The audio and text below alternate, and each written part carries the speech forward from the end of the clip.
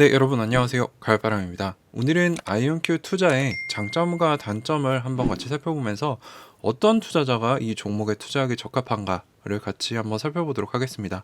이제 아이온큐 투자에 대한 중립적인 관점을 가지고 살펴볼 거니까요. 끝까지 같이 봐주시면 투자에 도움이 되실 거라고 생각이 됩니다. 11월 21일에 아이온큐는 하이리스크 하이리턴이다 라는 제목의 아이온큐에게 매수 등급을 준 기사가 하나 애널리스트에 의해서 올라왔습니다. 그래서 여기에 제가 말씀드린 그 내용들이 포함이 되어 있는데 이 사람의 기사를 먼저 보도록 하겠습니다. 그래서 이 사람의 투자 전략은 뭐냐? 아이온큐는 3분기 실적에서 빠르게 성장하는 기업이긴 하지만 주식 가격이 저렴하지 않다는 것을 볼 수 있었다.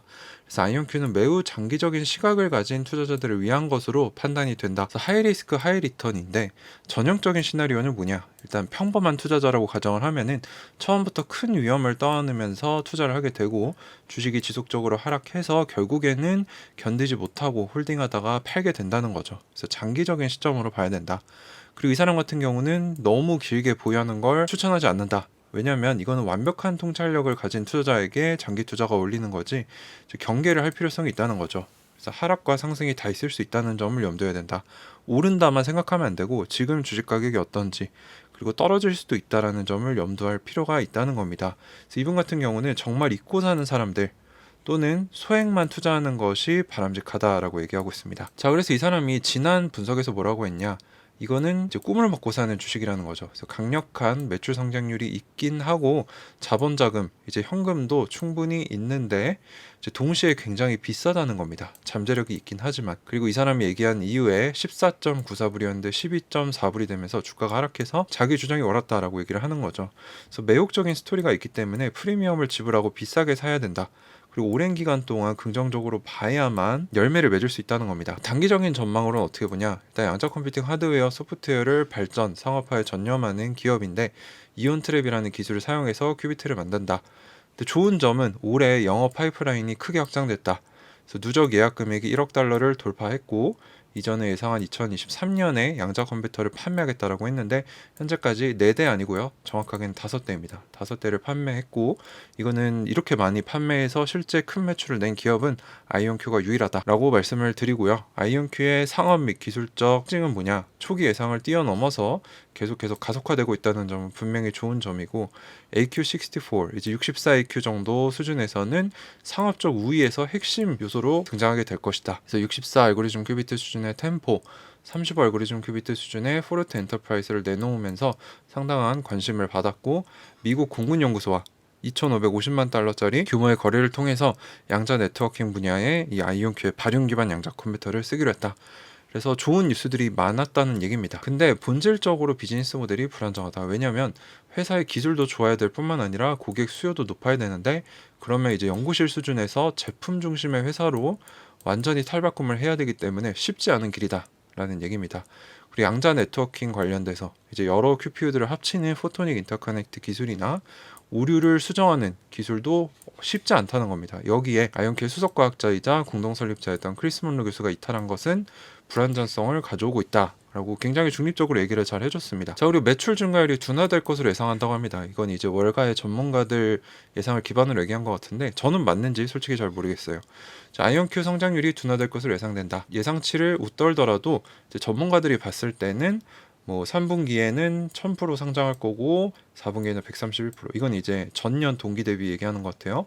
내년 1분기에는 120, 110, 112 이 정도긴 한데 4분기에는 52%입니다. 그러니까 이게 숫자는 커 보이지만 아직 그 매출 자체 절대 매출이 크지 않기 때문에 더 빨리 더 크게 성장해야 된다. 그리고 전문가들이 봤을 때는 매출 성장률이 너무 늦다라는 얘기입니다. 그래서 이 투자는 매우 주관적이고 낙관적인 배경이 있어야 견딜 수 있다는 거죠. 그래서 1년 동안에 특별한 뉴스가 나올까라는 의문점이 든다는 겁니다. 근데 3년에서 5년 정도 장기적으로 봤을 때는 아이온큐가 잘하고 있기 때문에 보상으로 좋은 주가가 나올 수도 있다 라고 조심스럽게 언급을 하고 있어요. 그 현재 주가 밸류에이션, 주가가 비싼가 싼가 보면 비싸다는 겁니다. 이제 보통 적자이거나 이런 스타트업들의 주가 밸류에이션을 볼 때는 PSR을 많이 씁니다. 미래 매출을 기준으로 100배 이상의 가격으로 책정되고 있다는 겁니다. 그래서 상당히 비싸다는 거고 매 분기 약 2천만 달러 현금을 쓰고 있는데 현재 분기당 1000만 달러 미만의 매출이 나오고 있기 때문에 1달러 매출이 발생하면 2달러의 현금을 쓰고 있다는 점은 현재의 비즈니스 모델은 불안정하다는 거죠. 현재.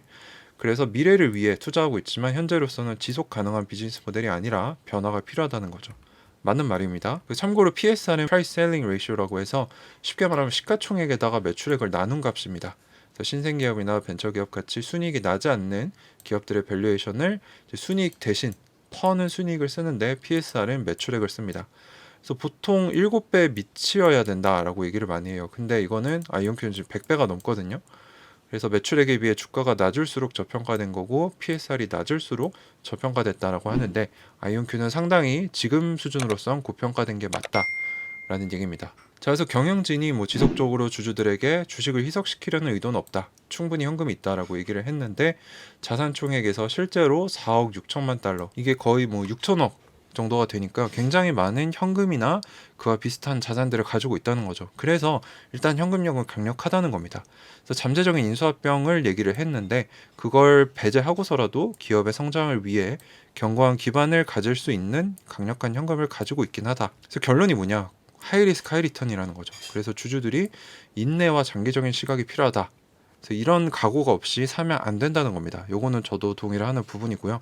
현재 가치는 밸류에이션은 분명히 높고 주가 퍼포먼스도 프리미엄이 반영되어 있는 비싼 가격이다. 그래서 불가피한 하락과 상승을 견딜 수 있는 사람들, 진정한 매수 그리고 잊어버릴 수 있는 사람들은 기회가 되겠지만 그렇지 않을 경우는 접근하지 말아라 라고 얘기를 하고 있습니다. 어쨌거나 현재 아이온큐의 비즈니스 모델은 강력하게 성장하고는 있지만 본질적으로 불안정하고 크리스 문로 교수가 떠났다는 것에 대한 도전이 있다라고 얘기를 하고 있어요. 근데 긍정적인 측면으로는 자금력이 풍부하다. 6천억 이상의 엄청난 현금을 가지고 있고 양자 컴퓨팅 공간에서 전략적으로 잘 움직이고 있기 때문에 장기적으로 잘할 것 같다.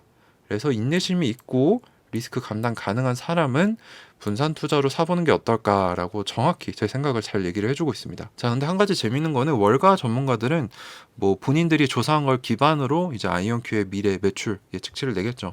근데 제 생각에는 월가도 물론 전문가들이지만 그 사람들은 다루는 종목들도 많고 회사들이 많기 때문에 제대로 모르는 경우가 상당히 많습니다. 근데 아이온큐 같은 경우는 자기 회사만 보고 있고 자기 회사를 제일 잘하는 사람이 내부자잖아요. 그래서 아이온큐가 상장 당시 2021년에 내놓은 재무적 로드맵입니다. 그래서 보시면 주황색은 매출이고요. 매출 플러스 부킹스고 흰색은 에비타입니다. 근데 보시면 21년도 목표치는 5 밀리언 달러였는데 실제는 16.7을 달성해서 목표치에 약 4배를 달성했고 22년의 목표는 15 밀리언이었는데 실제로는 24.5로 2배 가까운 수치를 달성을 했고요. 올해 같은 경우 2023년은 34 밀리언 달러를 예측을 했는데 지금 3분기까지 나와서 4분기 예측치를 더해보면은 최소 81 밀리언을 달성할 것으로 보입니다. 그럼 예측치의 약 30%를 초과 달성할 것으로 보이기 때문에 저는 이런 기업들이 이전에 잘해왔는지 경영진들이 신뢰를 주는지가 훨씬 더 중요하다고 생각을 해요. 그래서 지금 3년치를 다 초과 달성했기 때문에 앞으로 24년, 25년, 26년이 중요합니다. 왜냐하면 매출이 엄청나게 늘기 때문에. 근데 이 재무적 로드맵을 그대로 가져가고 있고 이걸 달성하겠다라는 얘기를 제가 본사에 가서 직접 들었기 때문에 앞으로도 초과 달성하면서 잘할 거다라고 저는 생각을 하고 있는 거죠. 근데 분명히 지금 이대로 가서는 안 됩니다. 그래서 공장을 짓고 거기서 여러 대를 판매를 하고 양자 컴퓨터 비용도 낮추고 여러 계약들이 나와야 되는 거죠. 그래서 상당히 중요한 변곡점에 와 있다는 겁니다.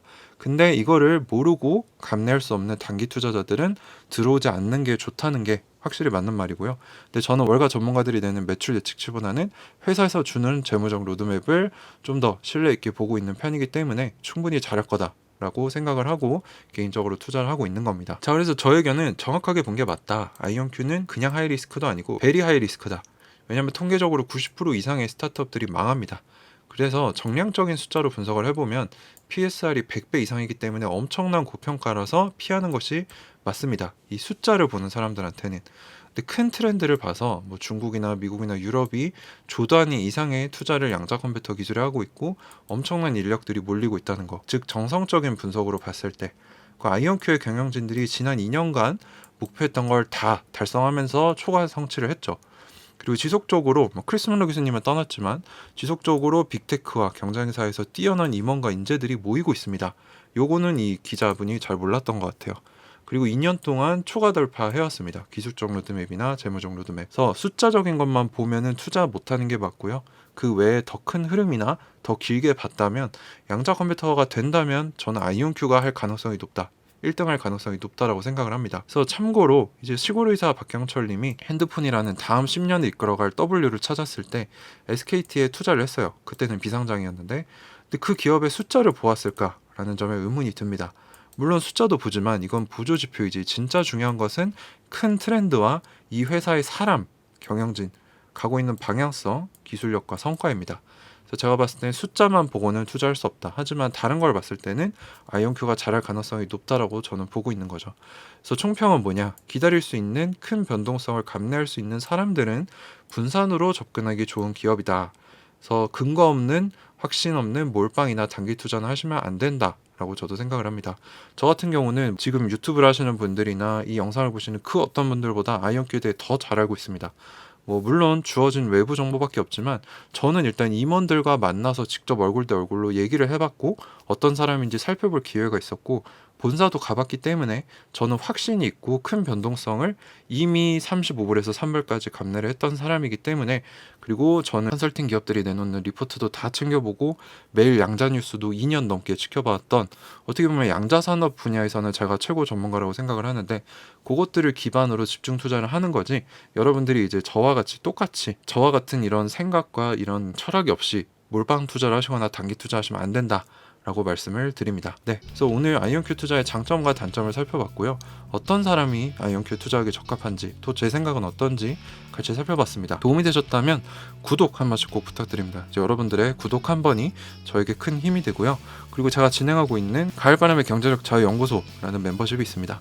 여기서는 이제 이 아이온큐 자료 외에도 제가 공부하는 총체적인 양자 분야에 대한 뭐 특강들 그리고 매일 시황 그리고 저는 어떻게 부자 마인드를 가지려고 노력하고 어떤 노하우들을 가지고 있는지 그리고 같이 북클럽도 진행하고 있으니까 궁금하신 분들은 같이 합류해 주시면 분명히 저한테 투자하신 것 이상의 가치를 얻어가실 거라고 생각을 합니다.